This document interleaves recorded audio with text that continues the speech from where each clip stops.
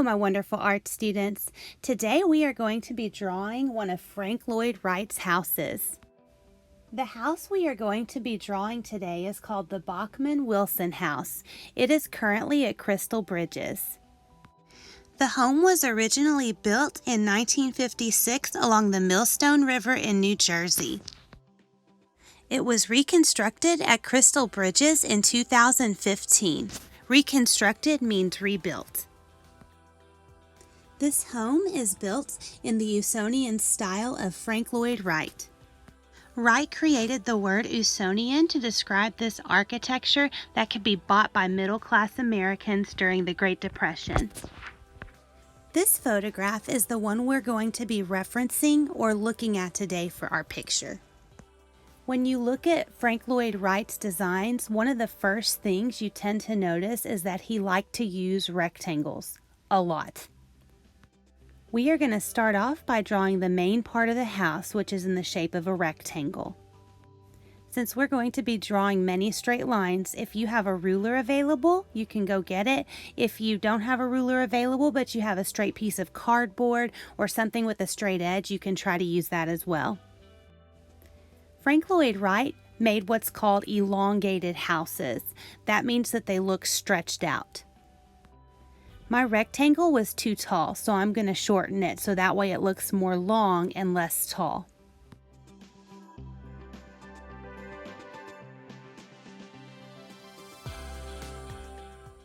In the top right corner of our home, we're going to draw a rectangle that overlaps that corner.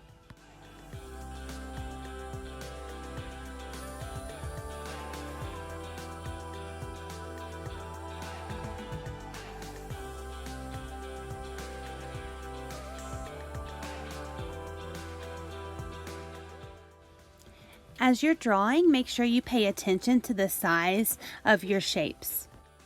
Size in relation to the things around it is called proportion.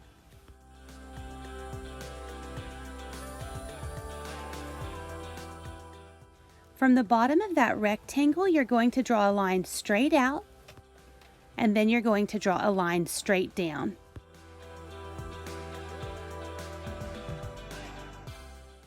From the bottom right corner of our first rectangle, you're going to draw another line straight out, and it will be the same length of your first horizontal line. In our picture, there's going to be a tree that covers this portion of the house.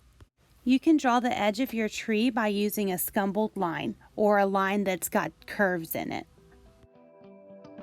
Our next step is to go to the top left corner of our first rectangle and draw a line out just a little bit and then a diagonal line up, and then we're going to connect that diagonal line up with that rectangle that overlaps the corner.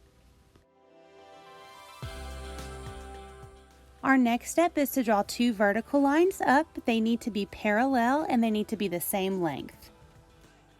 Next, you'll connect these two lines with the horizontal line across. The length of the line should be the same as the rectangle that has the two vertical lines sticking up out of it.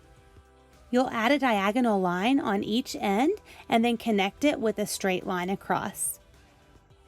Since our focus is on the detail of the home, we are not going to draw things really three-dimensional. We'll add a few extra lines towards the end of our drawing to make it more 3D, but for now our focus is just on getting the details down. On the top of the home, we are going to draw a very long rectangle. It will connect to what we've started on the right side of the house. To finish this part of our roof, we're going to extend out our line just a little bit, draw a diagonal line up, and then draw a line straight across to connect with our details on the right side.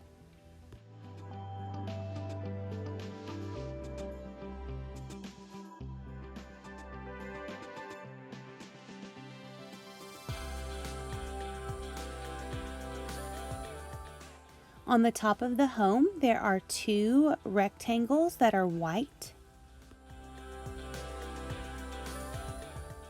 One is longer and short, the other is a little bit taller and overlaps the other.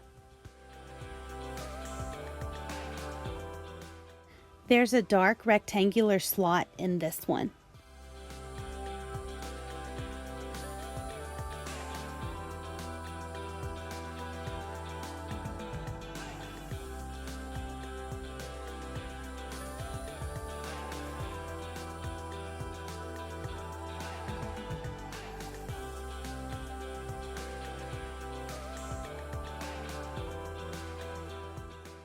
There are several bushes and trees that are also on this lot.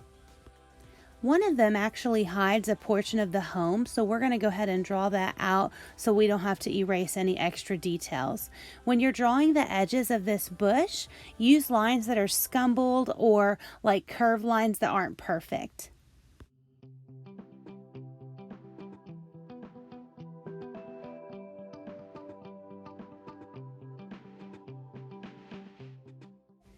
To show the indentations of the bush, I'm also adding a few extra lines.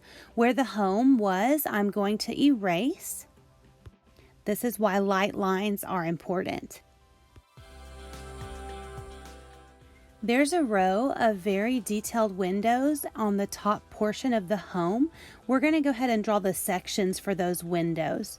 You'll start off with 2 long horizontal lines across this rectangle. Next, you'll cross them perpendicularly or cross through them opposite to make those sections smaller rectangles.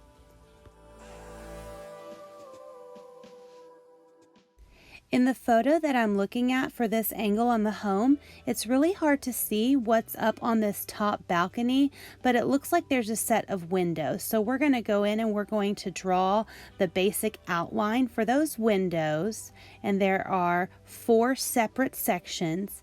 Inside of 3 of those sections, you're going to add an extra rectangle, but the bottom portion of that rectangle is going to be hidden by the balcony. The texture of our balcony is wood, so we're going to go in and draw the wood slats across. They're going to be thicker than the ones that we have on the actual wood of the home.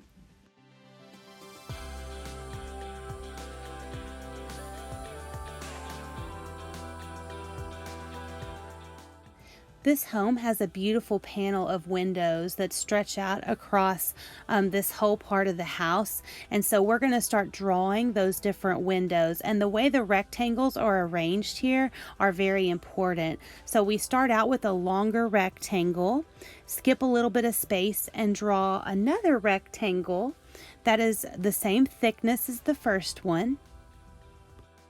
You'll skip a little bit of space again and draw a third rectangle that is the same width, and then the final rectangle is going to be a lot thicker than the first 3.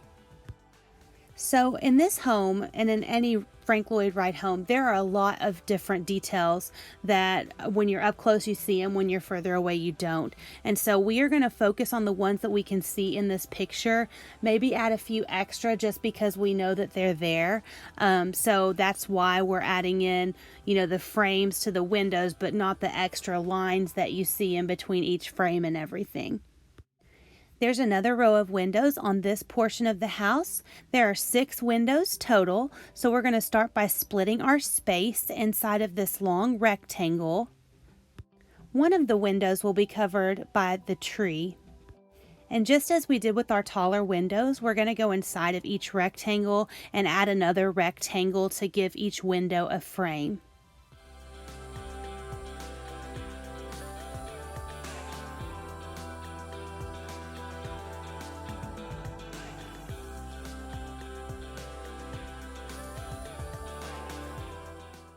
The slats of wood underneath the balcony are thinner than the ones used on the balcony, so make sure that your spacing is more thin whenever you're drawing these lines.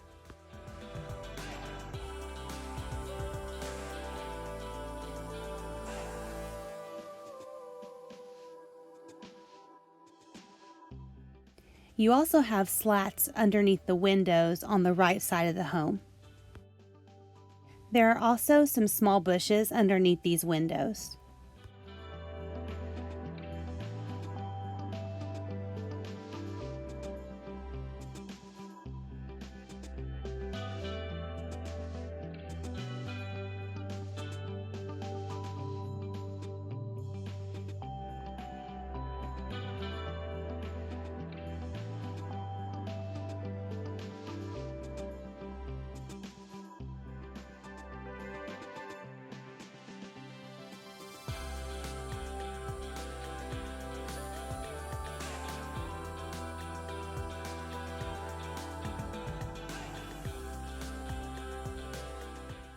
The part that we are about to draw is probably my favorite part of the home because the windows and the doors are so beautiful anyway going across, but the doors can actually open and it lets all of this air in with the natural light. So we're going to draw the series of rectangles that goes across here.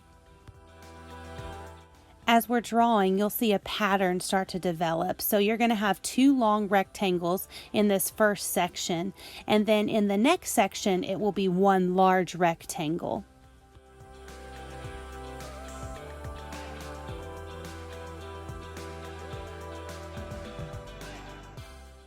In the next section, it will be two thin rectangles, and then in the section after that, it will be one large rectangle. So you can see the pattern as it goes across this part of the home.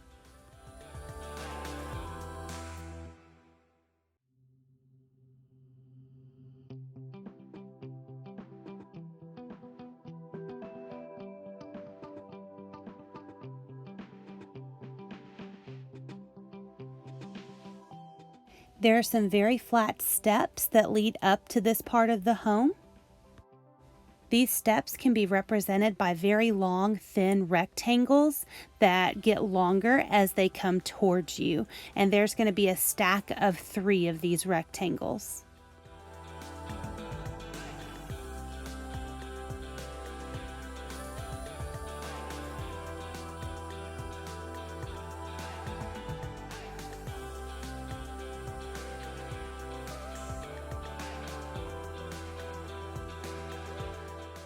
On the left side of the home, there's another extension that comes out just a little bit, but it's hidden by this bush and by the tree that's framing the picture.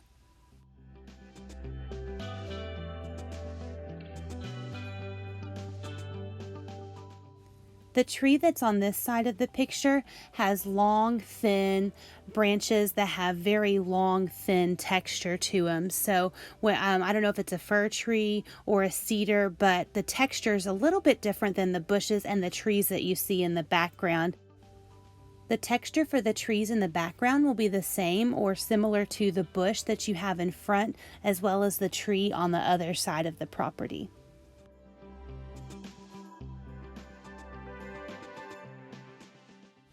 In the photograph, you can actually see the branches in the trees, but I want our focus to be on the home, so I'm only going to draw the green parts when we add color.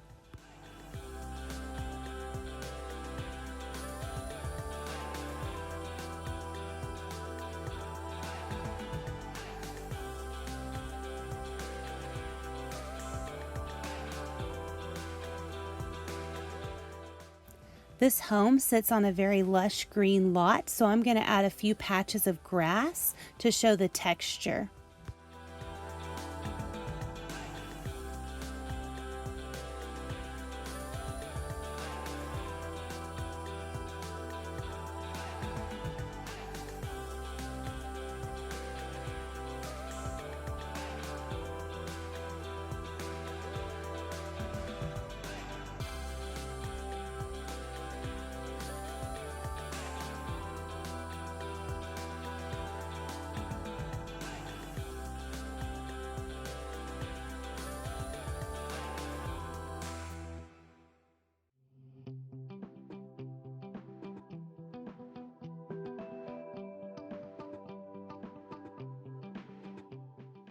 I wanted to give us a break on the home because there was a lot of detail, and so I'm going to go back to the last thing. It's the most detailed portion of the house. So whenever you draw these windows up at the top, there's a rectangle in the bottom right corner, and then from where we're at, you can't see the rest of the details very well, but there's a portion of a triangle, and then like little shapes that have kind of been chopped off of maybe a triangle up on the top. So I'm going to start off by pretty evident triangles in each rectangular section, but then for the other shape that's missing, I'm just going to draw kind of like a blob to fill the space. It's almost like the geometric shape turns into more of a natural shape in the top left corner of each of these windows. To add some depth to our home, we're going to go into the balcony first, and we're going to draw 2 diagonal lines back and then connect them with a straight line. We'll connect the diagonals of our home to the straight edges of our home as well to help add depth to the rooftops and to the balcony. Finally, I'm going to work quickly to add color. If you want to look to see what colors are used in the home and in the surroundings, you can look at the photos in the beginning of this video. As I add my color, I'm paying attention to the shadows or the value as well as the texture of things in the picture. If you don't have colored pencils, crayons will work pretty good, but you might lose more of the detail because your lines will be thicker. Even with colored pencil, I notice that some of the details that I had before get lost whenever I add color.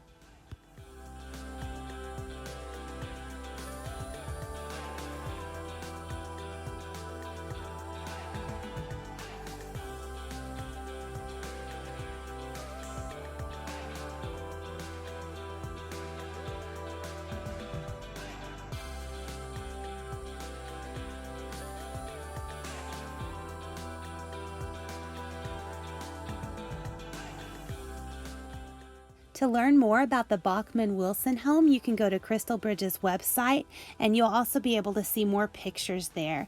I hope you enjoyed drawing with me today, and I wish you well, my wonderful art students.